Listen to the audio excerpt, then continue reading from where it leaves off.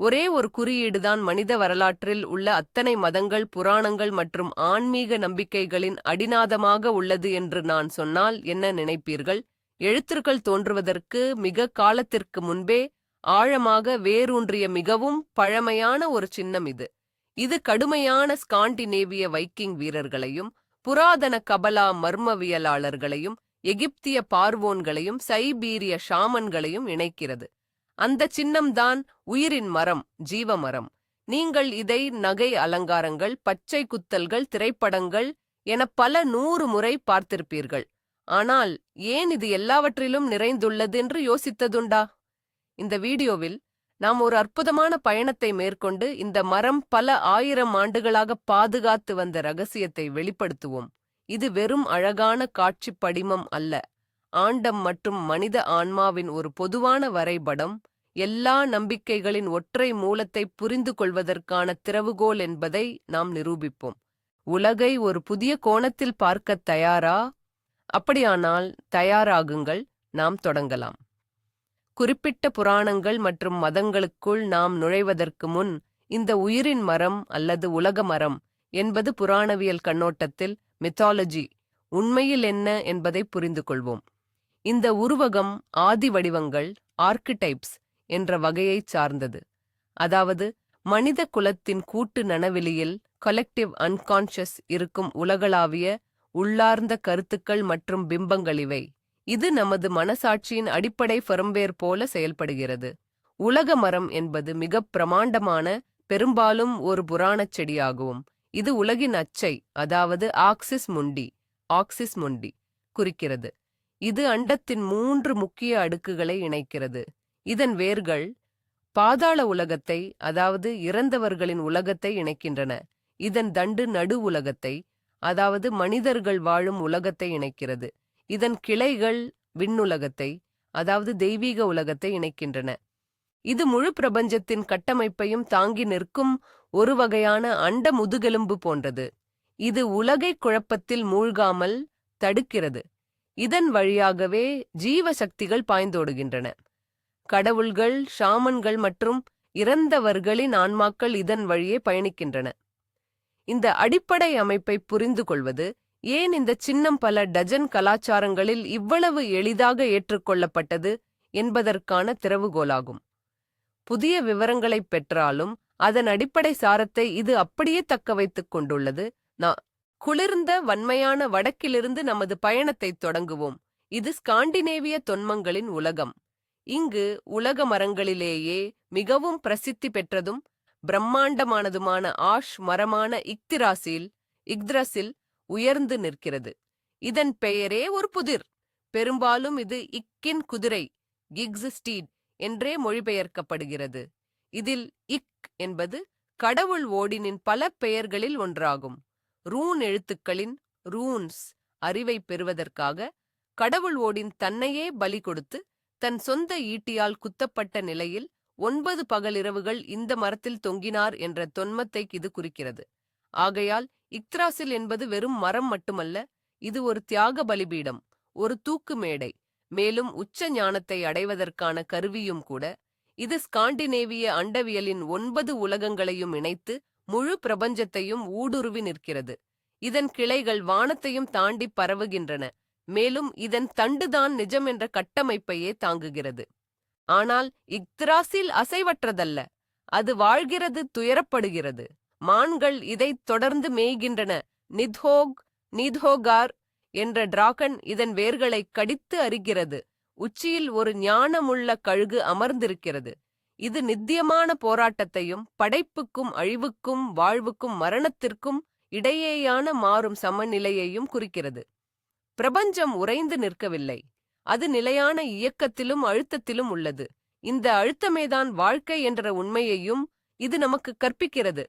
Scandinavian அண்டத்தின் உண்மையான வரைபடம் போன்ற இக்திரசில் மரத்தின் அமைப்பை நாம் இப்போது விரிவாக பார்க்கலாம்.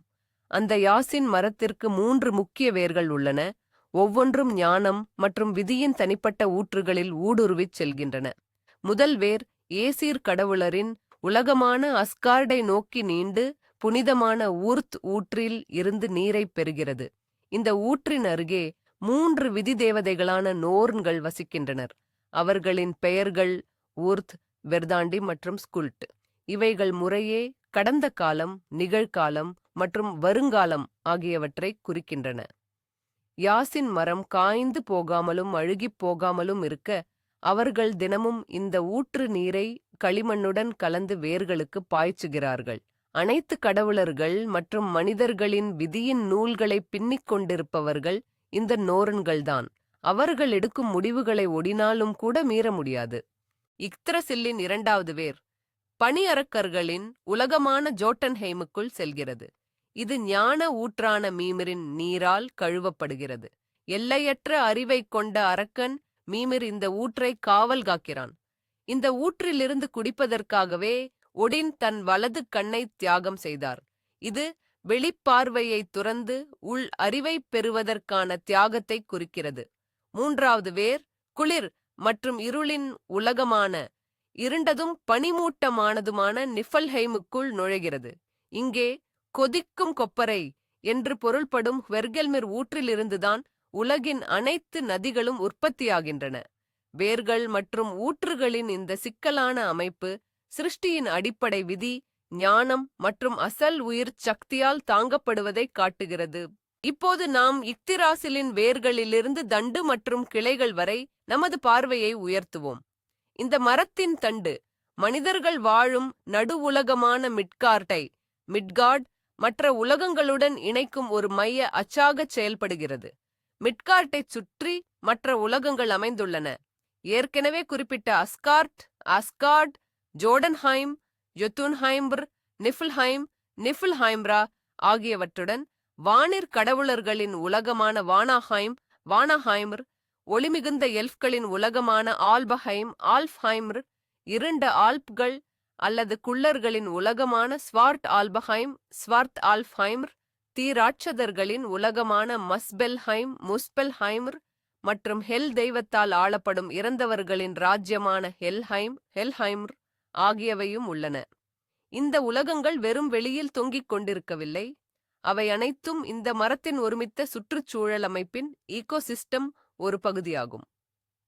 இக்திராசிலின் தண்டு வழியாக ஒரு அதிவேக நெடுஞ்சாலை போல ராட்டாடாஸ்கர் என்ற அணில் ஓடிக்கொண்டிருக்கிறது.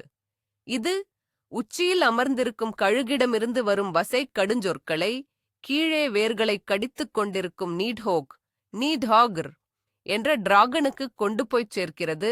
மீண்டும் பதில்களையும் கொண்டு வருகிறது. சாதாரணமாக தோன்றும் இந்த பாத்திரம் உண்மையில் மேல் மற்றும் கீழ், வானம் மற்றும் பாதாளம், உணர்வு மற்றும் ஆழ்மனம் ஆகியவற்றுக்கு இடையேயான ஆற்றல் மற்றும் தகவல் பரிமாற்றத்தை குறிக்கிறது. அத்துடன் உச்சியில் உள்ள சாம்பல் மரத்தின் கிளைகளில் 4 மான்கள் மேய்ந்து அதன் இலைகளையும் பட்டைகளையும் உண்ணுகின்றன. இது இயற்கையின் தொடர்ச்சியான புதுப்பித்தல் மற்றும் சுழற்சித் தன்மையை குறிக்கிறது. இவ்வாறு இக்திராசில் முரண்பாடுகளும் தொடர்புகளும் நிறைந்த ஒரு உயிர் உள்ள சுவாசிக்கும் உயிரினமாக நமக்கு முன் நிற்கிறது. அதுவே இந்த பிரபஞ்சமாகும். தூக்கம்.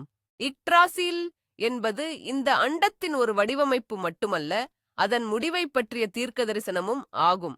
நார்ஸ் புராணங்கள் நிரந்தரமான நித்திய ஆனந்தத்தை உறுதியளிக்கவில்லை.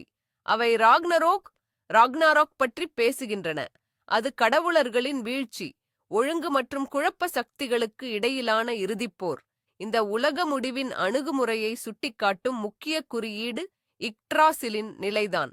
ராக்னரோக்கிற்கு முன்னால் அந்த யாசென் மரம் ட்ரீ நடுங்கி அலரும் என்று தீர்க்கதரிசனம் சொல்கிறது. இது வெறும் கவித்துவமான கற்பனை அல்ல.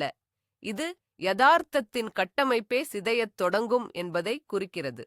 உலகங்களுக்கிடையேயான பிணைப்புகள் தளர்ந்து ஃபென்ரிர் என்னும் ஓநாய், உலகப் பாம்பு என அழைக்கப்படும் யோர்முங்காண்ட் போன்ற பயங்கரமான அரக்கர்கள் விடுதலையாவார்கள். ஆனால் இதில் மிகவும் வியக்க வைக்கும் விஷயம் என்னவென்றால், உலகம் தீயால் அழிக்கப்பட்டு வெள்ளத்தால் மூழ்கடிக்கப்பட்ட பின்னரும் இக்ட்ராசில் உயிர் வாழும். அதற்குள் லிவ் மற்றும் லிவ்த்ரேசர் என்ற 2 மனிதர்கள் தஞ்சம் அடைவார்கள். அவர்கள்தான் புதிய மனித குலத்திற்கு வழிவகுப்பார்கள். எனவே நார்ஸ் பாரம்பரியத்தில் உள்ள இந்த உலக மரம் தற்போதுள்ள ஒழுங்கின் சின்னம் மட்டுமல்ல, மறுபிறப்பிற்குமான ஒரு உத்தரவாதமாகும். இது ஒரு பேழையை ஆர்க் போன்றது. ஒரு உலகளாவிய பேரழிவுக்குப் பின்னரும் அது வாழ்வின் விதைகளை பாதுகாக்கிறது. ஒரு சுழற்சியின் முடிவு எப்போதும் அடுத்த சுழற்சியின் தொடக்கமாகவே இருக்கும். வாழ்க்கை எப்பொழுதும் தொடர ஒரு வழியை கண்டுபிடிக்கும் என்ற ஆழமான தத்துவத்தை இது உள்ளடக்கியுள்ளது. உலகங்களும் கடவுளர்களும் மனிதர்களும் வந்து போகிறார்கள். ஆனால் இந்த மரமோ நித்தியமானது. இந்த ஸ்காண்டினேவிய மரத்தைப் பற்றிய எங்கள் உரையாடலை நிறைவு செய்யும்போது அதன் உளவியல் ரீதியான முக்கியத்துவத்தை நாம் புரிந்து கொள்வது மிகவும் அவசியமாகிறது. இக்கிட்ரேசில் இக்ட்ராசில் என்பது மனித மனதின் விழிப்புணர்வுக்கு ஒரு மிகச் சரியான உருவகம். இருண்ட நிஃப்ல்ஹைம், நீட்ஹாக், நீத்ஹேகர் எனும் டிராகன் வசிக்கும் வேர்கள் நம்முடைய ஆழ்மனதை குறிக்கின்றன. அவை நம்முடைய மறைந்த அச்சங்கள், உள்ளார்ந்த உந்துதல்கள் மற்றும் அடக்கப்பட்ட ஆசைகளாகும். மரத்தின் தண்டும் நடு உலகமான மிட்கார்ட் நம்முடைய ஈகோவையும் நாம் உணர்ந்து வாழும் அன்றாட நிஜத்தையும் குறிக்கின்றன. ஆஸ்கார்ட் கழுகு இருக்கும் உச்சியோ நம்முடைய மீயுணர்வு, உயர்ந்த லட்சியங்கள், ஆன்மீகத் தேடல்கள் மற்றும் தெய்வீகத் தொடர்பு ஆகியவற்றை காட்டுகிறது. மேலும் கீழும் அலைந்து திரியும் ராட்டாட்டோஸ்கார் எனும் அணில் நம் எண்ணங்களுக்கு ஒப்பாகும். இவை தாழ்ந்த உந்துதல்களுக்கும் உயர்ந்த இலட்சியங்களுக்கும் இடையில் தொடர்ந்து அலைபாய்ந்து நமக்குள்ளே ஒரு உள்மன அழுத்தத்தை உருவாக்குகின்றன. அந்த மரத்தின் மீது ஓடீன் செய்த தியாகம் புராதனமான ஹீரோவின் பாதையாகும். ஒருவன் தனது ஈகோ மற்றும் சௌகரியத்தை தியாகம் செய்து தன் பழைய அடையாளத்தில் இறக்க வேண்டும். இதன் மூலம் தன்னை பற்றியும் உலகைப் பற்றியும் ஒரு புதிய ஆழமான அறிவை பெற முடியும். இக்கிட்ரேசிலின் உலகங்கள் வழியாகச் செல்லும் பயணம் என்பது நமக்குள்ளே ஆழ்ந்து செல்லும் ஒரு சுயப் பயணமே. இந்த அமைப்பை புரிந்து கொள்வதன் மூலம் பண்டைய ஸ்காண்டினேவியர்களை மட்டுமல்ல, நம்மையும் நாமே புரிந்து கொள்கிறோம்.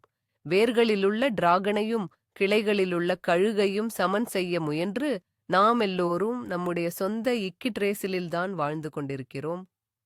இப்போது காலத்திலும் வெளியிலும் ஒரு பெரும் பாய்ச்சலை மேற்கொள்வோம். பல 1000 ஆண்டுகளுக்கு முன்னரும் பல 1000 கிலோமீட்டர்கள் தெற்கேயும், அதாவது நாகரிகத்தின் தொட்டிலான வெப்பமும் வளமும் நிறைந்த மெசபடோமியாவுக்குச் செல்வோம்.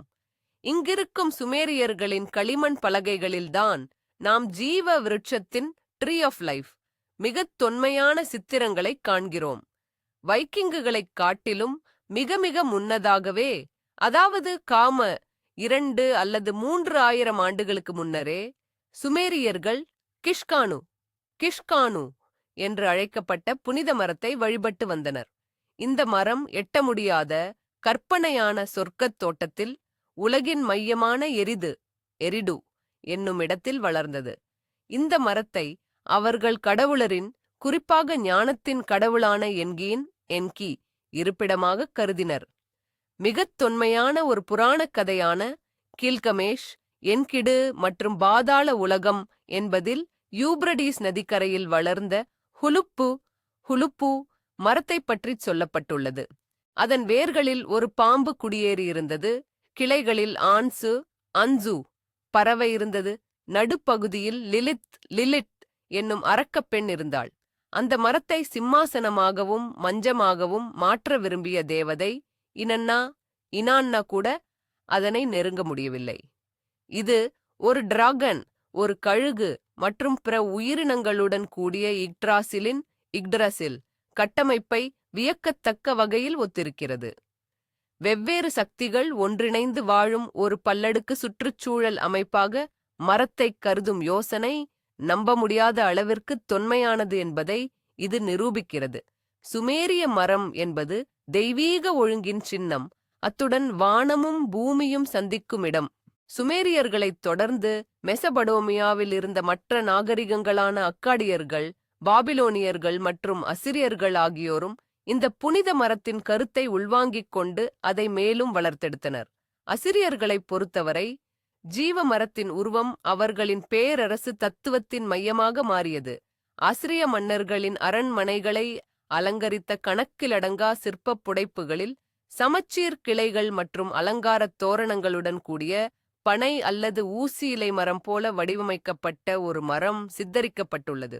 இந்த மரத்தின் இருபுறமும் வழக்கமாக சிறகுகள் கொண்ட தெய்வீக வடிவங்கள், அதாவது அப்கல்லு என அழைக்கப்படுபவர்கள் நிற்பார்கள். இவர்கள் இறக்கைகள் மற்றும் சில சமயங்களில் கழுகுத் தலையுடன் கூடிய மனித உருவம் கொண்ட அமானுஷ்ய உயிரினங்கள்.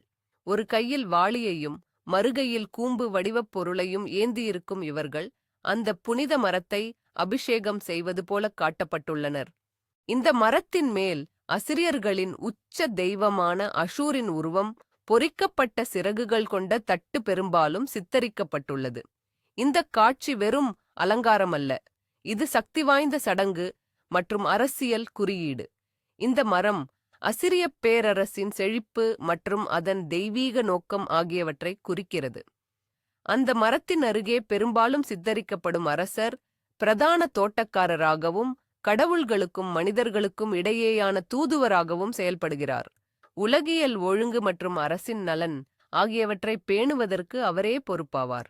இங்கு ஜீவ மரம் அசைக்க முடியாத அதிகாரத்தின் மற்றும் தெய்வீக அங்கீகாரத்தின் சின்னமாகிறது. அசிரியர்களின் ஜீவ விருட்சத்தின் குறியீட்டை இன்னும் ஆழமாக ஆராய்வோம். அது ஏன் பேரீச்ச மரமாகவோ அல்லது பைன் மரமாகவோ இருக்கிறது? மெசபடோமியா மக்களுக்கு பேரீச்ச மரம்தான் உண்மையான வாழ்வின் மரம். அது உணவு, பானம், நார் மற்றும் கட்டுமானப் பொருட்களை அளித்தது. அது வளத்துக்கும் செழுமைக்கும் சின்னமாக விளங்கியது. பசுமையான மரமான பைன் மரம் அழியாவரம் மற்றும் நித்திய வாழ்வை குறிக்கிறது. இந்த உருவச் செதுக்குகளில் ரிலீஃப்ஸ், மரத்தின் சமச்சீரான ஒழுங்கமைக்கப்பட்ட வடிவமைப்பு, அசிரிய மன்னர்கள் பூமியில் உருவாக்க விரும்பிய தெய்வீக ரீதியாக அமைக்கப்பட்ட சரியான உலகத்தின் கருத்தை பிரதிபலித்தது. சரி, மகரந்தச் சேர்க்கை சடங்கை பற்றி என்ன? மெசபடோமியாவில் நன்கு அறியப்பட்ட பேரீச்ச மரங்களுக்கான உண்மையான செயற்கை மகரந்தச் சேர்க்கை நடைமுறையை இது சித்தரிக்கிறது என்று சில அறிஞர்கள் நம்புகின்றனர். ஆனால் குறியீட்டு அளவில் இது அதைவிட மிகவும் பெரியது. இது தெய்வீக ஆற்றலையும் தூய்மையையும் மரத்திற்கு கடத்தும் ஒரு மாயச் செயல். இதன் மூலம் இந்த ஆற்றல் முழு பேரரசுக்கும் பரவுகிறது. தேவ தூதர்கள் வைத்திருக்கும் கூம்பு அநேகமாக பைன் கூம்பாக இருக்கலாம். இது குருக்கள் புனிதம் தெளிக்கும் கருவியை பயன்படுத்துவதைப் போல தூய்மைப்படுத்துவதற்காக பயன்படுத்தப்பட்டது. எனவே அசிரியர்களின் ஜீவ விருட்சம் என்பது வளம், அழியாவரம், பிரபஞ்ச ஒழுங்கு மற்றும் தெய்வீக அதிகாரம் ஆகிய கருத்துக்களை ஒருங்கிணைக்கும் ஒரு சிக்கலான குறியீடாகும். ஒரு புராணப் படிமம் எவ்வாறு அரசின் சேவைக்கு பயன்படுத்தப்பட முடியும் என்பதை இது தெளிவாக காட்டுகிறது. மெசபடோமியாவின் வாழ்வு மரத்தில் மிகவும் கவர்ச்சியான அம்சம் எதுவென்றால் அது சாகா வரத்தை தேடுவதோடு இணைந்திருப்பதுதான். உலகிலேயே மிகப் பழமையான இலக்கிய படைப்புகளில் ஒன்றான புகழ்பெற்ற கில்கமேஷ் காப்பியத்தில் இந்த தலைப்பு மிகத் தெளிவாக எதிரொலிக்கிறது. தனது நண்பன் என்கிட இறந்த பிறகு மன்னன் கில்கமேஷ் நிரந்தர வாழ்வின் இரகசியத்தைத் தேடி உலகின் இறுதி மூலைக்கு நீண்ட ஆபத்தான பயணத்தைத் தொடங்குகிறான். அங்கு அவன் உலகப் பெருவெள்ளத்தில் தப்பிப் பிழைத்து கடவுள்களிடம் இருந்து அமரத்துவம் பெற்ற தன் மூதாதையரான உத்னாபிஷ்டிமை சந்திக்கிறான். உத்னாபிஷ்டிம் கில்கமேஷிடம் ஒரு இரகசியத்தை வெளியிடுகிறான். கடலின் அடியில் இளமையை திரும்பக் கொடுக்கக்கூடிய முள் போன்ற ஒரு செடி வளர்கிறது. கில்கமேஷ் தன் கால்களில் கற்களைக் கட்டிக்கொண்டு ஆழ்கடலில் மூழ்கி அந்தச் செடியை பறிக்கிறான். ஆனால் திரும்பி வரும் வழியில் அவன் நீரூற்றுக்கு அருகே குளிக்க நின்றபோது ஒரு பாம்பு அந்தச் செடியை கவர்ந்து எடுத்துச் சென்றது. அதை உண்ட உடனேயே அது தன் பழைய தோலைக் கழற்றிவிட்டு புத்துணர்ச்சி அடைந்து இளமை அடைந்தது. இந்தச் செடி வாழ்வு மரத்தின் மற்றொரு வடிவமாகும். இன்னும் சரியாகச் சொல்ல வேண்டுமானால் அதன் கனியாகும். கில்கமேஷ் புராணக் கதை சோகமானது. அமரத்துவம் மனிதர்களுக்கானது அல்ல என்று அது கற்றுக் கொடுக்கிறது. ஆயினும் வாழ்வு மரத்திற்கும் பாம்புக்கும் நித்திய இளமை அல்லது மறுபிறப்பு என்ற எண்ணத்திற்கும் இடையே ஒரு வலுவான பிணைப்பையும் அது உருவாக்குகிறது. இந்த மும்மூர்த்திகள், அதாவது மரம், பாம்பு மற்றும் இழந்த சாகா வரம், பல இனங்களின் தொன்மக் கதைகளில், குறிப்பாக ஆபிரகாமிய மதங்களுக்கு அடித்தளமிட்ட கதைகளில் மையக் கருப்பொருட்களில் ஒன்றாக மாறின. மெசபடோமியாவில் இருந்து மேற்கே திரும்பி பண்டைய உலகின் மற்றொரு மகத்தான நாகரிகமான எகிப்திற்குள் நுழைவோம். நைல் பள்ளத்தாக்கின் வறண்ட நிலப்பரப்பில் மரங்கள் மிகவும் மதிப்புமிக்கதாக கருதப்பட்டன. எகிப்தியர்களின் முதன்மையான புனித மரமாக விவிலியத்தில் குறிப்பிடப்படும் அத்தி வகையைச் சேர்ந்த சிக்கமோர், சைக்கோமோர் விளங்கியது. இந்த வலிமை மிக்க நிழல் பரப்பும் மரம் குறிப்பாக வானத்தின் அதிதேவதையான நூவைட், அத்துடன் அன்புக்கும் மகிழ்ச்சிக்கும் உரிய ஹாத்தார் ஆகியோரின் நேரடி அவதாரமாக கருதப்பட்டது. கல்லறைகளில் காணப்படும் ஏராளமான ஓவியங்களில் இந்த அத்தி மரத்தின் தண்டில் இருந்து அந்த தேவி உருவெடுத்து இறந்தவர்களுக்கு ரொட்டி மற்றும் நீர், அதாவது உணவு மற்றும் பானத்தை வழங்குவதைக் காணலாம். இது ஒரு குறியீட்டு சைகை மட்டுமல்ல, இறந்த பிறகு மனிதனின் பிஏ எனப்படும் ஆத்மா, அது மனித தலை கொண்ட பறவை வடிவத்தில் இருக்கும் புனித மரத்தின் நிழலில் இளைப்பாரி மறு உலகப் பயணத்துக்கான உணவை அதனிடமிருந்து பெற்றுக்கொள்ளும் என்று எகிப்தியர்கள் உறுதியாக நம்பினர். எனவே சிக்கமோர் மரம் உயிருள்ளவர்கள் உலகத்திற்கும் இறந்தவர்கள் உலகத்திற்கும் இடையிலான ஒரு நுழைவாயிலாகவும் வாழ்வுக்கும் மறுபிறப்புக்குமான ஊற்றாகவும் விளங்கியது. இறந்தவருக்கு தேவியின் நிரந்தரமான பாதுகாப்பையும் அருளையும் உறுதி செய்வதற்காக இந்த கல்லறைகளுக்கு அருகிலேயே இந்த மரம் நடப்படுவது வழக்கம். எகிப்தில் உள்ள ஜீவ விருட்சம் ட்ரீ ஆஃப் லைஃப் என்பது இறந்தவர்களின் வழிபாட்டுடனும் மறு உலக நம்பிக்கையுடனும் மிகவும் நெருக்கமாக பிணைந்துள்ளது. இறப்பு என்பது முடிவல்ல, அது ஒரு புதிய நிலைக்கு நகர்வது மட்டுமே என்பதற்கான உத்தரவாதமாக இந்த மரம் திகழ்ந்தது. சிகாமூர் மரத்தைத் தவிர எகிப்திய தொன்மவியலில் இன்னொரு தனித்துவமான ஜீவ விருட்சம் இருந்தது. அதுதான் புனிதமான இஷெட் விருட்சம். இது சூரிய வழிபாட்டின் மையப்பகுதியான ஹெலியோபோலிஸில் வளர்ந்தது. இது ஞானம் மற்றும் விதியின் விருட்சமாக கருதப்பட்டது. நம்பிக்கைகளின்படி இந்த மரத்தின் இலைகளில்தான் ஞானக் கடவுளான தோத்தும் எழுத்தின் தேவியான செஷாட்டும் ஒவ்வொரு பாரோனின் பெயரையும் அவர் பிறந்தபோதே பதிவு செய்து அவர்களின் ஆட்சி ஆண்டுகளை குறித்தனர். இது அரச அதிகாரத்தையும் நீண்ட ஆயுளையும் பதிவு செய்யும் ஒரு வகையான தெய்வீகப் பதிவேடு ஆகும். இஷெட் மரத்தின் இலைகளில் பெயரை பதிவு செய்யும் இந்தச் சடங்கு பாரோனின் முடிசூட்டு வைபவங்கள் மற்றும் ஆட்சி ஆண்டு கொண்டாட்டங்களில் ஒரு முக்கிய அங்கமாக இருந்தது. இந்தச் சடங்கு பாரோனின் ஆட்சி இறைவனால் முன் தீர்மானிக்கப்பட்டு அங்கீகரிக்கப்பட்டுள்ளது என்பதையும் அவனது விதி அண்டத்தின் அமைப்பிலேயே பொறிக்கப்பட்டுள்ளது என்பதையும் குறித்தது. சுவாரஸ்யமாக, இந்தச் சடங்கின் ஓவியங்களில் தோத் மற்றும் செஷாட் ஆகியோருடன் சூரியக் கடவுளான ராவும் அடிக்கடி காணப்படுகிறார். இது இந்த மரத்தின் சூரியனுக்கும் வானத்துக்கும் உரிய தன்மையை மேலும் வலியுறுத்துகிறது. சிகாமூர் மரம் பூமி, வளம் மற்றும் மறு உலகத்துடன் தொடர்புடையதாக இருந்தால், ஈஷெட் விருட்சமோ வானியல் ஒழுங்கு, தெய்வீகச் சட்டம் மற்றும் விதியால் முன் குறிக்கப்பட்ட தலைவிதியின் சின்னமாகும். இது அரசர்களின் ஆட்சியையும் யுகங்களின் காலத்தையும் கணக்கிடும் ஒரு பிரபஞ்சக் கடிகாரம் போன்றது. இனி நாம் அடுத்த கட்டத்துக்குச் சென்று ஆபிரகாமிய மதங்களான யூதம், கிறிஸ்தவம், இஸ்லாம் ஆகியவற்றை பார்ப்போம். இந்த 3 மதங்களுக்கும் அடிப்படை ஆதாரமான கதை வேதாகமத்தின் முதல் புஸ்தகமான ஆதியாகமத்திலேயே உள்ளது. ஏதேன் என்னும் பரதீசின் நடுவே கடவுள் ஒன்றுக்கு அல்ல 2 புனித மரங்களை நட்டார். அவை ஜீவ விருட்சம் மற்றும் நன்மை தீமை அறியும் விருட்சம். ஆதாம் மற்றும் ஏவாள் எல்லா மரங்களின் கனிகளையும் உண்ண அனுமதிக்கப்பட்டனர். இதில் அழியாமையை தரக்கூடிய ஜீவ விருட்சமும் அடங்கும். தடை விதிக்கப்பட்டது நன்மை தீமை அறியும் விருட்சத்துக்கு மட்டும்தான். இங்கேதான் நமக்கு ஏற்கனவே அறிமுகமான சர்ப்பம் பாம்பு வருகிறது. அது ஏவாளைச் சோதித்து, நீங்கள் நன்மை தீமை அறிந்து தேவர்களைப் போல் இருப்பீர்கள் என்று வாக்குறுதி அளித்து அந்த தடை செய்யப்பட்ட கனியைச் சாப்பிடத் தூண்டுகிறது. அவர்கள் சோதனையில் வீழ்கிறார்கள். அதன் விளைவுதான் மனிதனின் பாவ வீழ்ச்சி. அவர்கள் அறிவை பெறுகிறார்கள், ஆனால் அதனுடன் வெட்கம், பயம் மற்றும் மரணத்தன்மையும் வந்து சேர்கிறது. இதன் பிறகு கடவுள் அவர்களை ஏதேனிலிருந்து வெளியேற்றுகிறார். மேலும் ஜீவ விருட்சத்துக்கான வழியை பாதுகாப்பதற்காக நுழைவாயிலில் அக்னிமயமான பட்டயத்துடன் ஒரு கேரூபினை தேவதூதனை வைக்கிறார்.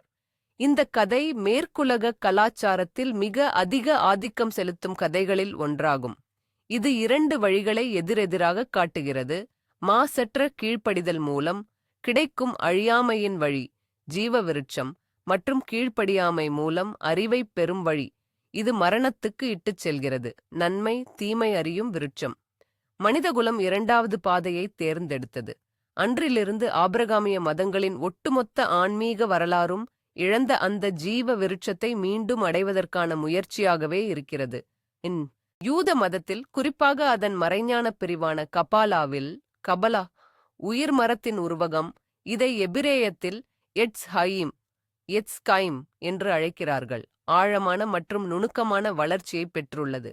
கபாலாவின் உயிர் மரம் என்பது வெறும் மரம் அல்ல. இது தெய்வீக படைப்பின் ஒரு விரிவான வரைபடம், மனித ஆன்மாவின் ஒரு வரைபடம். இது செஃபிராட் என்று அழைக்கப்படும் 10 வெளிப்பாடுகள் அல்லது கோலங்களையும் அவற்றை இணைக்கும் 22 பாதைகளையும் கொண்டுள்ளது. ஒவ்வொரு செஃபிராவும் கடவுளின் ஒரு குறிப்பிட்ட அம்சத்தையும் படைப்பின் ஒரு குறிப்பிட்ட நிலையையும் குறிக்கிறது. இது மிக உயர்ந்த செஃபிராவான கெடர் முடி என்பதில் தொடங்குகிறது. இது புரிந்து கொள்ள முடியாத தெய்வீக விருப்பம், அதாவது படைப்பிற்கான ஆரம்ப உந்துதலை குறிக்கிறது. இந்த ஆற்றல் பின்னர் மற்ற செஃபிராத்துகள் வழியாக அடுத்தடுத்து இறங்குகிறது. ஹோக்மா ஞானம், பினா ஆந்த புரிதல், ஹெசெத் கருணை, கெவுரா கடுமை, திஃபெரெத் அழகு, நெட்சாக் வெற்றி, ஹோத் மகிமை, யெசோத் அடித்தளம், முடிவில் 10வது செஃபிராவான மால்குட் ராஜ்யம் என்பதில் உருவம் பெறுகிறது. இந்த மால்குத் தான் நமது பௌதிக உலகத்தை குறிக்கிறது. எனவே கபாலாவில் உள்ள உயிர் மரம் என்பது தெய்வீக ஒளி எப்படி அடர்த்தியாகி பொருளாக மாறுகிறது என்பதற்கான ஒரு மாதிரியாகும். படைப்பு விண்ணிலிருந்து மண்ணிற்கு இறங்கி வரும் ஏணி இது. ஆனால் கபாலிஸ்டிக் ஜீவ விருட்சம் என்பது வெறும் சிருஷ்டிப்பின் வரைபடம் மட்டுமல்ல, அது ஆன்மீக உயர்ச்சிக்கான பாதையும் கூட. சிருஷ்டிப்பு என்பது சக்தியை மேலிருந்து கீழாக இறக்கும் செயல்முறை என்றால், மனிதனின் ஆன்மீக பணி என்பது மல்குட்டிலிருந்து மீண்டும் கேட்டர் நோக்கி கீழிருந்து மேலாக ஏறும் செயல்முறையாகும். தன் ஆன்மாவை தூய்மைப்படுத்தி இறைவனுக்கு நெருக்கமாகச் செல்ல ஒவ்வொரு செஃபிராவின் பண்புகளையும் மனிதன் படிப்படியாக உள்வாங்கிக் கொண்டு ஒருங்கிணைக்க வேண்டும். செஃபிராக்களை இணைக்கும் பாதைகள் 22 ஹீப்ரு எழுத்துக்களுக்கும் டாரோட் அட்டைகளுக்கும் ஒத்திருக்கின்றன. அவற்றில் ஒவ்வொன்றும் ஒரு குறிப்பிட்ட பாடம் அல்லது சோதனையை குறிக்கின்றது.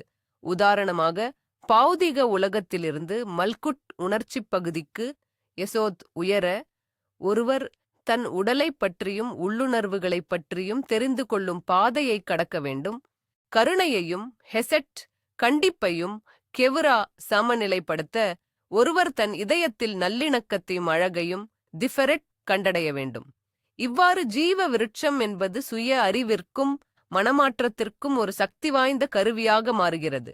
இது வெறும் தத்துவ கருத்துரு அல்ல, சாதாரண மனிதனை ஆதி மனிதனாக ஆடம் காட்மோன் மாற்றும் ஆன்மீக ரசவாதத்திற்கான நடைமுறை வழிகாட்டி இது. ஆடம் காட்மோன் என்பவர் தெய்வீக மூலத்துடன் தனது தொடர்பை திரும்பப் பெற்ற முழுமையான ஆதிமனிதன். இந்த அமைப்பு மேற்கத்திய இரகசிய பாரம்பரியம் முழுவதும் பெரும் தாக்கத்தை ஏற்படுத்தியுள்ளது.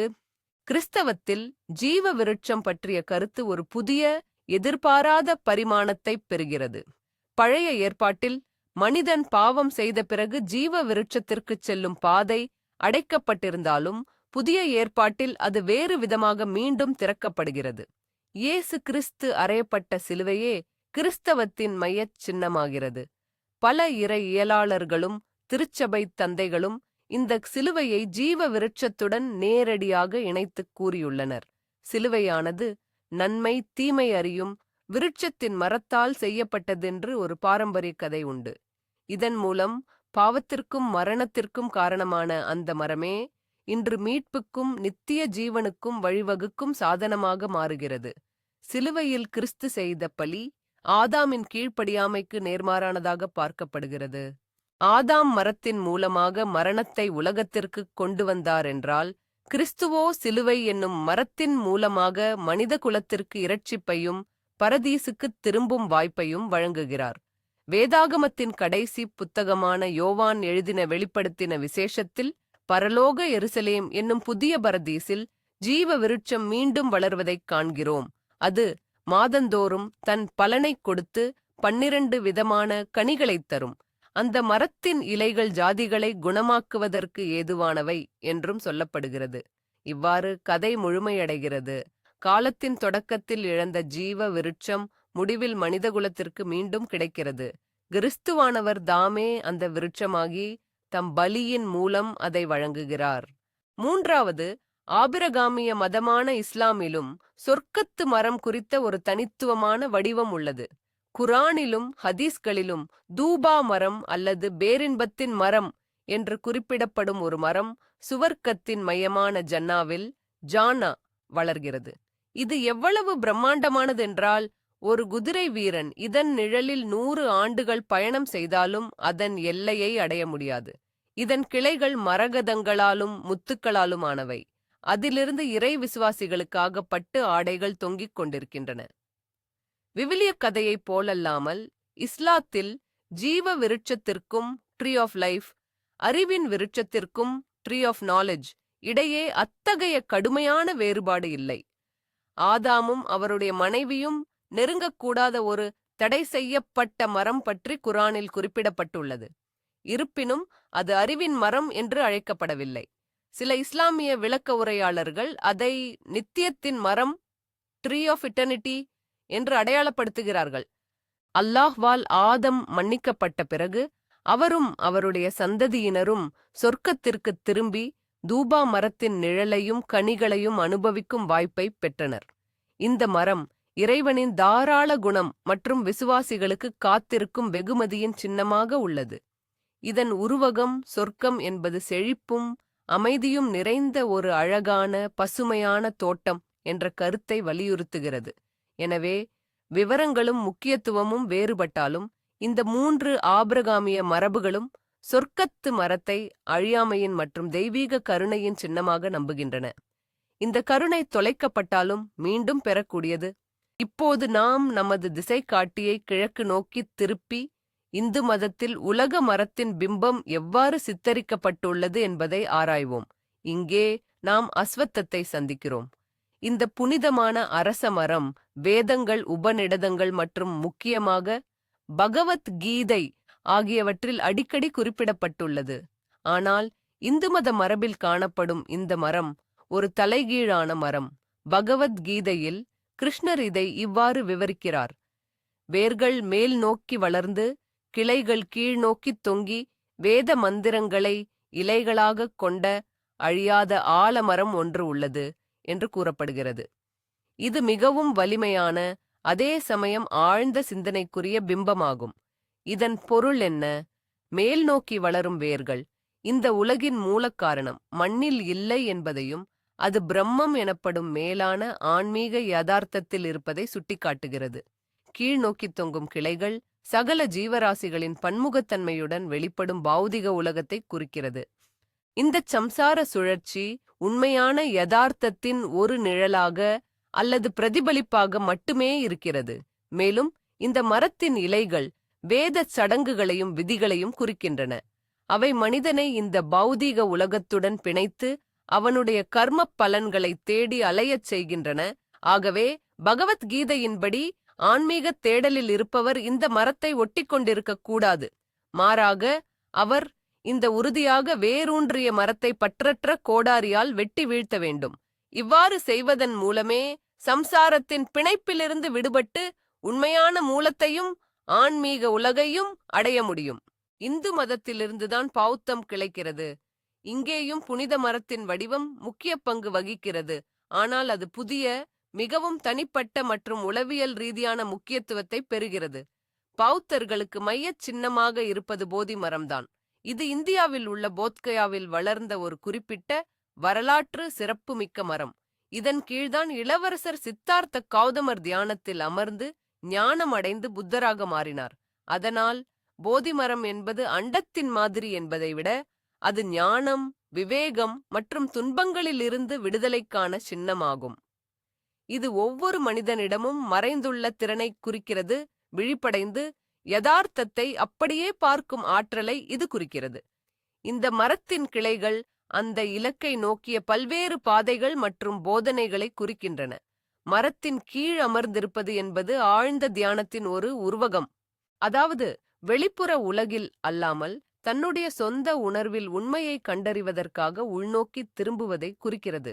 சுவாரஸ்யமாக, ஞானம் அடைவதற்கு சற்று முன்னர் சித்தார்த்தரை அவரது இலக்கிலிருந்து திசை திருப்ப முயன்ற அரக்கன் மாறன் தன் படைகளுடன் அவரை சோதித்தான். இது மரத்தால் குறிக்கப்படும் உலக ஒழுங்கை குலைக்க எப்போதும் முயற்சிக்கும் குழப்ப சக்திகளுக்கு எதிரான போராட்டத்தை நினைவூட்டுகிறது. போதி மரத்தின் கீழ் புத்தர் மாறனை வென்றது என்பது அறியாமையின் மீது விழிப்புணர்ச்சி பெற்ற வெற்றியையும் மனதின் குழப்பத்தின் மீது உள் அமைதி பெற்ற வெற்றியையும் குறிக்கிறது. சற்று இன்னும் கிழக்கே சீனாவிற்கு நகர்ந்து பார்ப்போம். பண்டைய சீன புராணங்களிலும் உலக மரத்தின் பல வடிவங்கள் இருந்தன. அவற்றில் ஒன்றுதான் ஃபுசாங். இது கிழக்கில் கடலின் நடுவில் உள்ள ஒரு தீவில் வளர்ந்த ஒரு பிரம்மாண்டமான மல்பெரி மரம். புராணங்களின்படி இந்த மரத்தில்தான் 10 சூரியன்கள் 10 காகம் சகோதரர்கள் வாழ்ந்தார்கள்.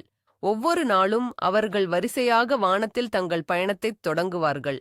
ஆனால் ஒரு நாள் அந்த 10 சூரியன்களும் ஒரே நேரத்தில் கிளம்பிவிட பூமியில் பயங்கரமான வறட்சியும் வெப்பமும் நிலவியது. அப்போது புகழ்பெற்ற வில்லாளன் ஹோயி மீதமிருந்த 9 சூரியன்களையும் சுட்டு வீழ்த்தி ஒரே ஒரு சூரியனை மட்டும் விட்டு வைத்தார். இங்கு ஃபுசாங் மரம் என்பது ஒளியின் பிறப்பு மற்றும் ஓய்வுக்கான இடமாகிய அண்டக் தொட்டிலாகவும் ஒழுங்கு மற்றும் சுழற்சியின் சின்னமாகவும் திகழ்கிறது.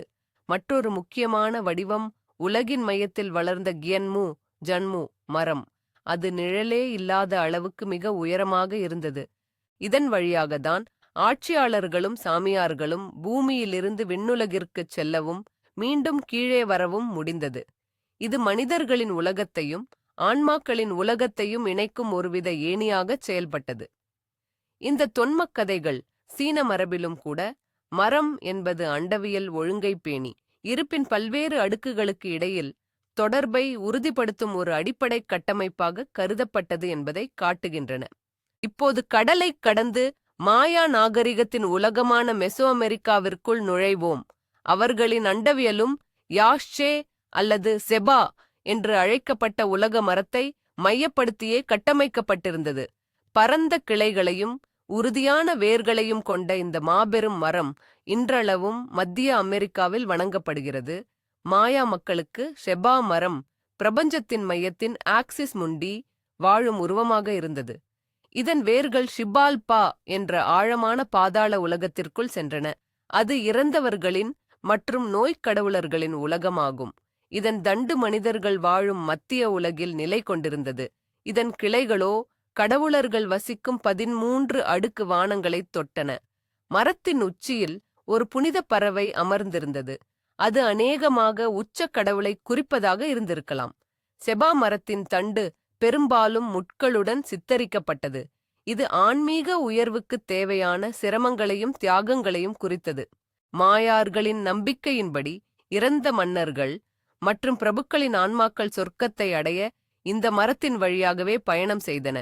மேலும் சாமியார்களும் பூசாரிகளும் சடங்குகளின் போது கடவுளர்கள் மற்றும் ஆவிகளுடன் பேசும் பொருட்டு யாஷ்சே மரத்தின் வேர்கள் மற்றும் கிளைகளில் தங்கள் உணர்வை பயணிக்கச் செய்தனர். எனவே இக்ட்ராசில் போலவே மாயார்களின் இந்த ஜீவ விருட்சமும் ட்ரீ ஆஃப் லைஃப் வெறும் சின்னமாக இருக்கவில்லை. மாறாக அது பிரபஞ்சத்தின் செயல்பாட்டு வரைபடமாகவும் ஆன்மீக நடைமுறைகளுக்கான முக்கியமான கருவியாகவும் விளங்கியது.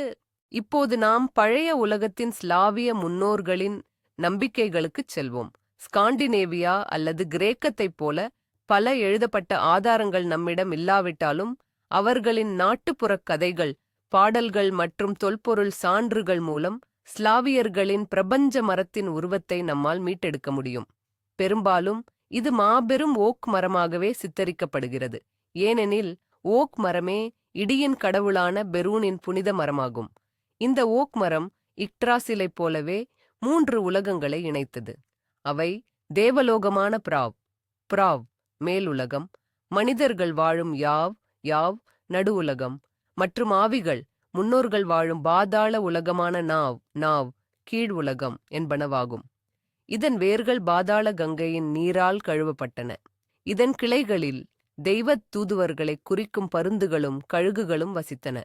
இந்த மரத்தின் அடிப்பகுதியில் அதன் வேர்களுக்கு அருகே ஒரு பாம்போ அல்லது உடும்பு போன்ற ஊர்வனமோ இருப்பதும் அடிக்கடி குறிப்பிடப்படுகிறது.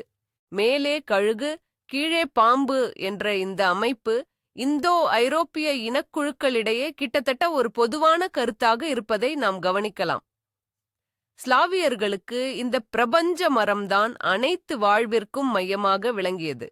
பிறப்பு முதல் இறப்பு வரையிலான முக்கியமான சடங்குகள் மற்றும் வருடாந்திர சுழற்சிகள் அனைத்தும் இதைச் சுற்றியே அமைந்திருந்தன. உதாரணமாக, அவர்களின் மந்திர உச்சரிப்புகளிலும் கதைகளிலும் புயான் தீவில் உள்ள ஓக் மரம், பாயன் ஐலண்ட் ஓக், பெரும்பாலும் குறிப்பிடப்படுகிறது. இது உலகத்தின் புராண மையமாக விளங்கியது. அங்குதான் அனைத்து உயிர் சக்தியும் குவிந்திருந்தது. அத்துடன் எந்த ஒரு பிரச்சினைக்கும் தீர்வு காணக்கூடிய இடமாகவும் அது கருதப்பட்டது. பிரபஞ்ச மரத்தை பற்றிய கருத்து பெரும் நாகரிகங்களில் மட்டுமின்றி சைபீரியா, வட அமெரிக்கா முதல் ஆஸ்திரேலியா, ஆப்பிரிக்கா வரை உலகெங்கிலும் உள்ள சாமானிய மரபுகளுக்கு மிகவும் முக்கியமானது. சாமானியரைப் பொறுத்தவரை இந்த மரம் ஒரு கட்டுக்கதை அல்ல, அதுவே அவர்களின் முக்கிய ஆன்மீக சாதனம். சடங்குகளின் போது உடுக்கையின் ஒலியின் கீழ் டிரான்ஸ் நிலைக்குச் சென்று சாமானியர் தனது ஆன்மாவை இந்த பிரபஞ்ச மரத்தின் வழியே பயணிக்க அனுப்புகிறார். நோய்களை ஏற்படுத்தும் தீய ஆவிகளுடன் சண்டையிடவோ அல்லது நோய்வாய்ப்பட்டவரின் கடத்தப்பட்ட ஆன்மாவை மீட்கவோ அவர் அதன் வேர்கள் வழியாக கீழ் உலகிற்குச் செல்ல முடியும். அல்லது நல்ல ஆவிகள் அல்லது தெய்வங்களிடம் ஆலோசனையும் உதவியும் பெற அவர் அதன் தண்டு மற்றும் கிளைகள் வழியாக மேல் உலகிற்கு உயரலாம். அவருக்கு மரத்தின் தண்டு என்பது உலகங்களுக்கு இடையில் அவர் பயணிக்கும் ஒரு சுரங்கப்பாதை, ஒரு ஏணி அல்லது ஒரு நதியைப் போன்றது. வெவ்வேறு உலகங்களைக் குறிக்கும் பிரிவுகளுடன் இந்த மரம் சாமானியர்களின் உடைகளிலும் உடுக்கைகளிலும் அடிக்கடி சித்தரிக்கப்படுகிறது. இந்த பழக்கம் காட்டுவதென்னவென்றால், உலக மரம் என்பது ஒரு மேலோட்டமான தத்துவக் கருத்து அல்ல, அது சொந்த அனுபவத்தில் வாழப்படும் ஒரு ஆழமான உண்மை. இது மாற்றப்பட்ட மனநிலையின் வரைபடம். சாதாரண புலனுணர்வுகளின் எல்லைகளை தாண்டிச் செல்லத் தெரிந்தவர்களுக்கு இது அணுகக்கூடியது. மரத்தின் உருவம் நம் மனதின் அமைப்பிலேயே ஒருங்கிணைக்கப்பட்டுள்ளது என்பதை இது நிரூபிக்கிறது. புராணங்களிலும் மதங்களிலும் நீண்டதொரு பயணம் செய்த நாம் இப்போது முக்கியமானதொரு கேள்வியை எழுப்புவோம். ஏன் இந்த குறியீட்டிற்கு மரம் மட்டுமே தேர்ந்தெடுக்கப்பட்டது? ஏன் மலையோ நதியோ அல்லது ஒரு தூணோ இல்லை? இதற்கான விடை மரத்தின் இயல்பிலேயே புதைந்துள்ளது. நாம் விவாதித்த அனைத்து முக்கிய கருத்துக்களையும் இது தெளிவாக பிரதிபலிக்கிறது. முதலாவதாக, இது 3 உலகங்களை இணைக்கிறது. இதன் வேர்கள் கண்ணுக்குத் தெரியாத பாதாள உலகிற்குள் செல்கின்றன. நடுத்தண்டு நம் உலகில் நிற்கிறது. கிளைகள் வானத்தை நோக்கி நீள்கின்றன. இதுதான் பிரபஞ்ச அச்சு, ஆக்சிஸ் முண்டி என்பதன் சரியான உயிருள்ள மாதிரி. இரண்டாவதாக, இது வாழ்க்கை, வளர்ச்சி மற்றும் மேம்பாட்டை குறிக்கிறது. ஒரு சிறிய விதையிலிருந்து ஒளியை நோக்கி தொடர்ந்து வளரும் மிக பிரமாண்டமான சக்தி வாய்ந்த உயிராக இது மாறுகிறது. இது அண்டப் பரிணாம வளர்ச்சிக்கும் மனிதனின் ஆன்மீக வளர்ச்சிக்கும் ஒரு பொதுவான உருவகமாகும். மூன்றாவதாக, மரம் சுழற்சி நிறைந்தது. இது வசந்த காலத்தில் பசுமையாகி கோடையில் பழம் கொடுத்து இலையுதிர் காலத்தில் இலைகளை உதிர்த்து மீண்டும் உயிர்த்தெழ வேண்டி குளிர்காலத்தில் இறப்பது போல் தோன்றுகிறது. இதுவே காலம், மரணம் மற்றும் உயிர்த்தெழுதலின் சுழற்சிக்கு மிகச் சரியான குறியீடு. நான்காவதாக, அதன் அமைப்பு, தண்டும் அதிலிருந்து பிரிந்து செல்லும் கிளைகளும் வம்சாவளியை ஒத்திருக்கிறது. அதனால்தான் வம்சாவளி மரம், ஜினியாலாஜிக்கல் ட்ரீ என்ற வார்த்தை உருவானது. இது தலைமுறைகளுக்கு இடையேயான பிணைப்பையும் ஒரு இனத்தின் மற்றும் ஒட்டுமொத்த மனித குலத்தின் ஒற்றுமையையும் குறிக்கிறது. இவ்வாறாக இந்த பிரபஞ்சத்தின் அமைப்பையும் அதில் மனிதனின் இடத்தையும் அவனுக்கு விளக்க இயற்கையால் வடிவமைக்கப்பட்ட மிகவும் செழுமையான மற்றும் பல பரிமாணங்களைக் கொண்ட ஒரு குறியீடாக மரம் விளங்குகிறது. ஆச்சரியமாக 19ஆம் நூற்றாண்டில் இந்த மிகப் பழமையான தொன்மவியல் சின்னம் அறிவியலில் ஒரு புது வாழ்வை பெற்றது. சார்லஸ் டார்வின் தனது பரிணாம கோட்பாட்டை தெளிவாக படம் பிடித்துக் காட்ட முற்பட்ட போது மரத்தின் உருவகத்தையே பயன்படுத்தினார். அவர் தனது உயிரினங்களின் தோற்றம், தி ஒரிஜின் ஆஃப் ஸ்பீசிஸ் என்ற நூலில் ஒரு வரைபடத்தை வரைந்தார். அதில் அடிமரமாக இருக்கும் ஒரு பொதுவான மூதாதையிடமிருந்து காலப்போக்கில் பல்வேறு கிளைகள், அதாவது வெவ்வேறு இனங்கள் பிரிந்து செல்கின்றன என்பதையும், அந்த கிளைகளிலிருந்து மேலும் புதிய தளிர்கள் உருவாகின்றன என்பதையும் அவர் விளக்கினார்.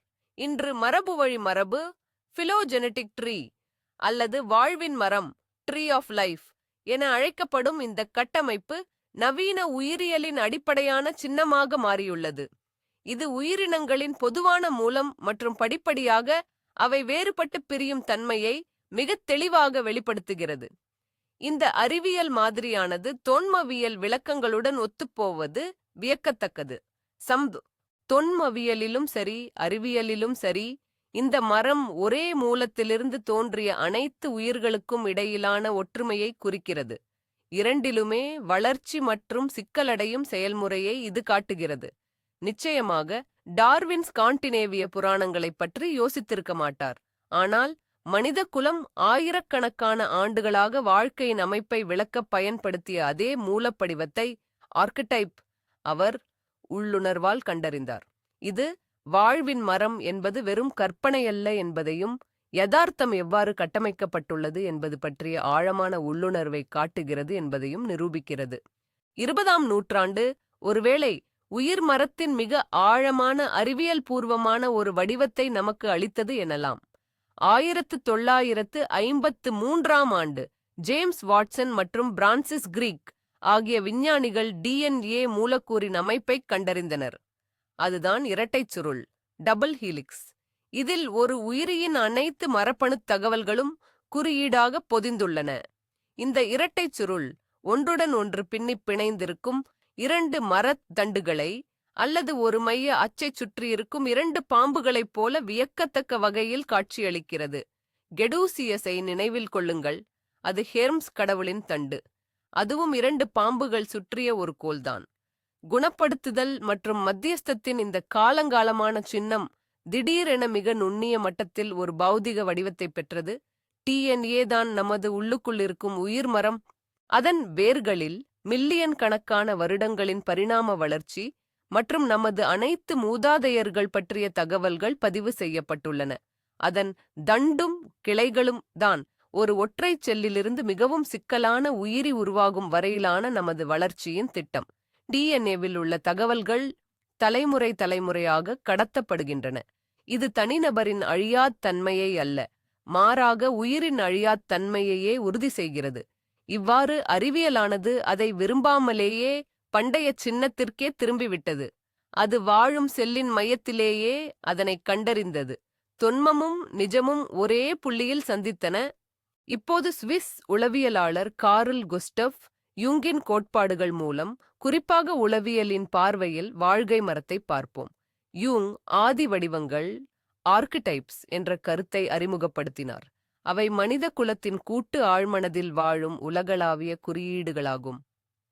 யூங்கின் பார்வையில் வாழ்க்கை மரம் மிகவும் சக்தி வாய்ந்த மைய ஆதி வடிவங்களில் ஒன்றாகும். இதை அவர் சுயம், செல்ஃப் என்ற மூல வடிவமாக பெயரிட்டார். இது ஆளுமையின் முழுமைக்கும் உணர்வு நிலை மற்றும் ஆழ்மனதின் ஒருமைப்பாட்டிற்கும் உள்ள குறியீடு. ஒரு மரத்தைப் போலவே நமது ஆளுமைக்கும் ஒரு வெளிப்படையான பகுதி உள்ளது. அது நமது ஈகோ அல்லது விழிப்புணர்வு, தண்டு மற்றும் கிளைகள். அதேபோல் கண்ணுக்குத் தெரியாத ஆனால் மிக முக்கியமான பகுதி உள்ளது. அது ஆழ்மனம், வேர்கள். யூங்கை பொறுத்தவரை சுயம் உணரும் செயல்முறை, இண்டிவிஜுவேஷன், அதாவது நாம் நாமாக மாறுவது என்பது இந்த பகுதிகளை ஒருங்கிணைக்கும் ஒரு செயல்முறையாகும். மேல் மற்றும் கீழ் ஆகியவற்றுக்கு இடையேயான தொடர்பை ஏற்படுத்துவது. ஒரு நபர் தனது வேர்களின் இருண்ட ஆழங்களுக்குச் சென்று தனது நிழலை, ஷேடோ, அதாவது நிட்ஹாக் டிராகனை எதிர்கொண்டு ஞானத்தையும் பலத்தையும் பெற வேண்டும். அதன் பிறகுதான் அந்த சக்தியை உணர்வு நிலையின் வெளிச்சத்திற்கு உயர்த்த வேண்டும். இந்த மரம் வளர்ச்சி, மாற்றம் மற்றும் சுய உணர்தல் ஆகியவற்றையும் குறிக்கிறது. ஒரு விதை ஒரு முழு மரத்திற்கான ஆற்றலை தன்னுள்ளே வைத்திருப்பது போல, ஒவ்வொரு மனிதனும் தனது முழுமையான சுயம் ஆவதற்கான ஆற்றலை தன்னுள்ளே கொண்டுள்ளான். சாராம்சத்தில் யூங்கியன் உளவியல், ஜூங்கியன் சைக்காலஜி என்பது சடங்குகள் மூலம் ஷாமான்களும் ஞானிகளும் பயணம் செய்த அதே பாதையை நவீன மனிதனுக்கு வழங்குகிறது. அது அவனது உலக மரத்தினுள் பயணிக்கும் பாதையாகும்.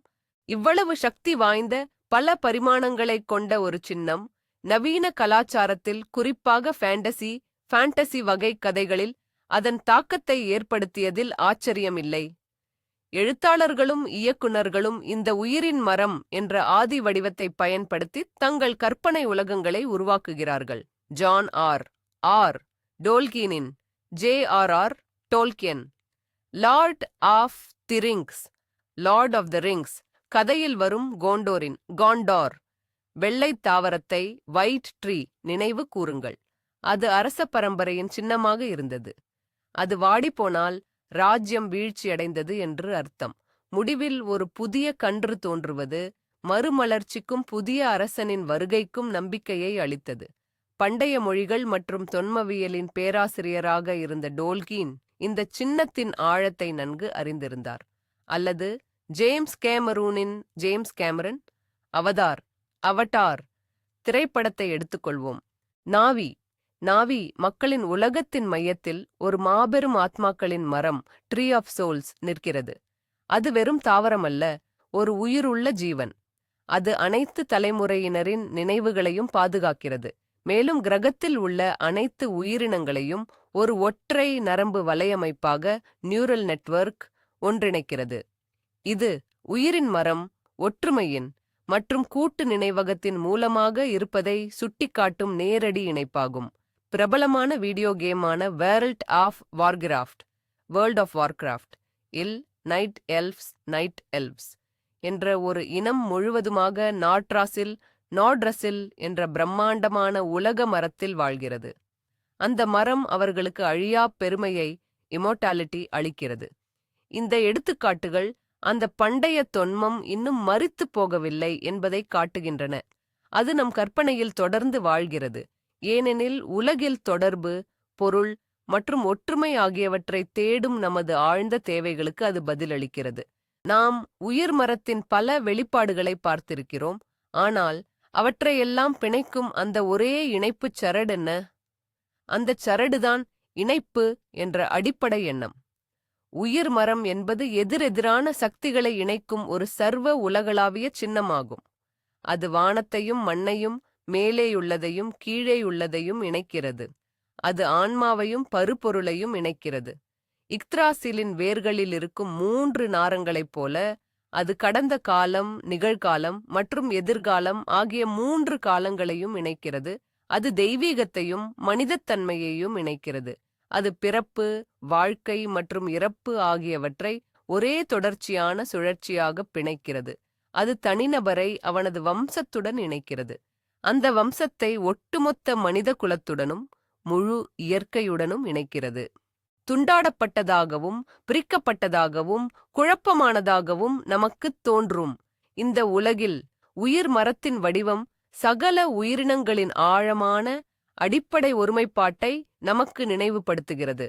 நாம் தனிமைப்படுத்தப்பட்ட உயிரினங்கள் அல்ல, மாறாக ஒரு பிரம்மாண்டமான ஒரே மரத்தின் இலைகள் என்று அது நமக்குச் சொல்கிறது. ஒவ்வொரு கலாச்சாரமும் ஒவ்வொரு மதமும் இந்த சின்னத்திற்கு தங்களின் தனித்துவமான பதிப்பை உருவாக்கியுள்ளன. அவற்றை தங்கள் புராணக் கதைகள் மற்றும் விவரங்களால் அலங்கரித்துள்ளனர். ஆனாலும் அதன் அடிப்படைச் சாரம் மாறாமல் அப்படியே இருக்கிறது.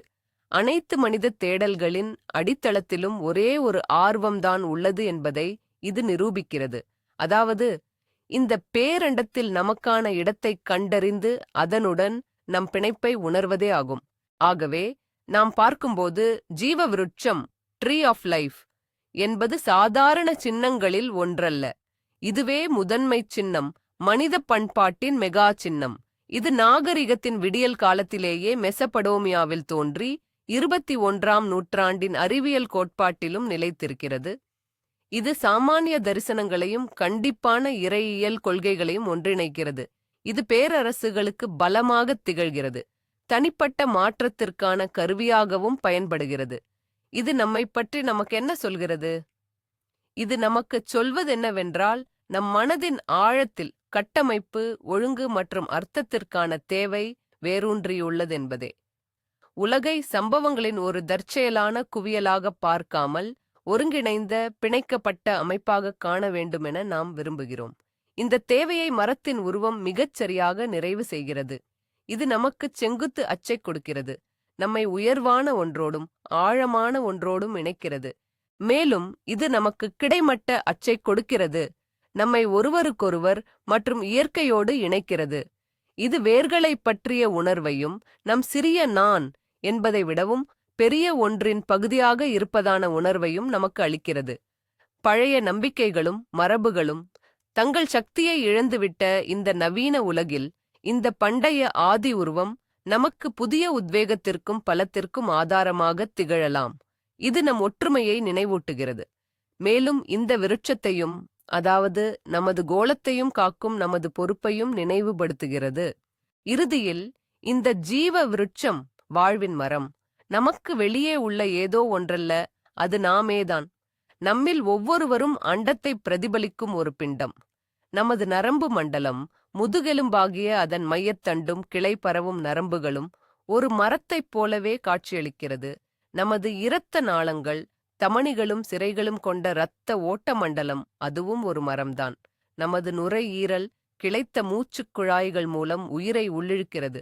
இது ஒரு மரம் ஒளியை சுவாசிப்பது போன்றது. நமது உடல் மண்ணாலானது, அதில் நாம் வேரூன்றி இருக்கிறோம். அதே சமயம் நமது எண்ணங்களாலும் இலட்சியங்களாலும் வானத்தை நோக்கி உயர்ந்து நிற்கிறோம். நமது வாழ்வு என்பது ஒரு மரத்தின் வாழ்வுச் சுழற்சி போலவே வளர்வது, பூப்பது, காய்ப்பது, பின் சருகாகி உதிர்வது என்ற ஒரு தொடர்ச்சியான செயல்பாடுதான். ஜீவ விருட்சத்தின் குறியீட்டை புரிந்து கொள்வது என்பது நம்மை நாமே முழுமையாக புரிந்து கொள்வதுதான். நம்மை அந்த விருட்சமாக கருதுவது நம் முழுமையை கண்டடைவது ஆகும். இதன் மூலம் நம்மிடம் உள்ள அனைத்து எதிர் துருவங்களையும் ஒன்றிணைக்க முடியும். உள்ளுணர்வும் ஆன்மாவும் இருளும் ஒளியும் ஆணும் பெண்ணும், அதாவது வாழ்க்கைப் புயல்கள் நம்மை சாய்க்க முடியாதபடி நமது மையத்தை, நமது அச்சாணியை கண்டறிவது. ஆயிரக்கணக்கான ஆண்டுகளாக இந்த குறியீடு நமக்காக பாதுகாத்து வைத்திருக்கவும் மிக முக்கியமான ரகசியமும் இதுவாகத்தான் இருக்க வேண்டும். அந்த ரகசியம் பழங்கால நூல்களிலோ தொலைவில் உள்ள உலகங்களிலோ இல்லை. அது நம்மில் ஒவ்வொருவருக்குள்ளும் இருக்கிறது. நாம் அதை கண்டறிந்து அது செழிக்க இடம் கொடுக்க வேண்டும் என்று அது காத்திருக்கிறது. இது ஒரு எதிர்பாராத திருப்பம், இல்லையா? ஸ்காண்டினேவியாவின் கடுங்குளிர் ஃபியர்டுகளில் தொடங்கிய நாம் இன்று டிஎன்ஏவின் இரட்டைச் சுருள் மற்றும் நம்முடைய ஆழமான உளவியல் வரை வந்திருக்கிறோம். வாழ்வு மரம், ட்ரீ ஆஃப் லைஃப் என்ற இந்த ஒரே உருவகம் காலத்தின் கனமான சுவரை உடைத்து கொண்டு செல்லும் வலிமை மிக்க வேரைப் போல முற்றிலும் மாறுபட்ட கலாச்சாரங்கள் மற்றும் காலகட்டங்கள் ஊடாக பரவி வளர்வதை பார்த்தோம். ஓடின் ஞானம் பெற்ற எக்ட்ராசில் லிருந்து தொடங்கி தெய்வீகப் படைப்பின் வரைபடமாக உள்ள கபலிஸ்டிக் செஃபிரோத் மரத்தை கடந்து புத்தர் போதித்தலைக் கண்ட போதி மரம் வரை இந்த பயணம் தொடர்கிறது. இந்த சின்னம் வெறுமனே ஒரு அழகான படம் அல்ல. பிரபஞ்சத்தின் அமைப்பு, இறைவனின் இயல்பு, மனித ஆன்மாவின் பாதை மற்றும் வாழ்வின் அடிப்படை சாராம்சம் போன்ற மிக முக்கியமான விஷயங்களை விவரிக்க மனித இனம் ஆயிரக்கணக்கான ஆண்டுகளாக பயன்படுத்திய ஒரு உலகளாவிய மொழியாக இது திகழ்கிறது. சடங்குகள், கோட்பாடுகள் மற்றும் கடவுளின் பெயர்களில் நாம் கொண்டுள்ள வேறுபாடுகள் அனைத்தையும் கடந்து நம்முடைய உலக உணர்வின் மையத்தில் எல்லாம் ஒன்றோடொன்று இணைந்திருக்கிறது என்ற பொதுவான ஒரே உள்ளுணர்வு உள்ளது என்பதை இது நமக்கு காட்டுகிறது. வாழ்வு மரம் என்பது நாம் அனைவரும் ஒரே மரத்தின் கிளைகள், ஒரே வேரிலிருந்து ஊட்டம் பெறுகிறோம் என்பதற்கான நிரூபணம். இந்த புரிதல்தான் இன்னைக்கு இந்த பண்டைய சின்னத்திலிருந்து நாம் கற்றுக்கொள்ளக்கூடிய மிக முக்கியமான பாடம். என்னுடனும் சேர்ந்து இந்த பயணத்தில் வந்தமைக்கு உங்களுக்கு என் மனமார்ந்த நன்றி. இந்த காணொளி உங்களை சிந்திக்க வைத்திருந்தால் தயவு செய்து ஒரு லைக் கொடுத்து புதிய ஆராய்ச்சிகளை தவறவிடாமல் இருக்க இந்த சேனலுக்கு சப்ஸ்கிரைப் செய்யுங்கள். இப்போது உங்களுக்கான கேள்வி: வாழ்வு மரத்தின் உருவம் எந்த கலாச்சாரத்தில் உங்களுக்கு மிகவும் ஆழமானதாகவும் மிகவும் ஈர்க்கக்கூடியதாகவும் தோன்றுகிறது? அல்லது உங்கள் சொந்த வாழ்க்கையில் அதன் வெளிப்பாடுகளை நீங்கள் பார்க்கிறீர்களா? அதை பற்றி கமெண்ட்டுகளில் சொல்லுங்கள். நான் வாசிப்பதற்கு மிகவும் ஆர்வமாக உள்ளேன்.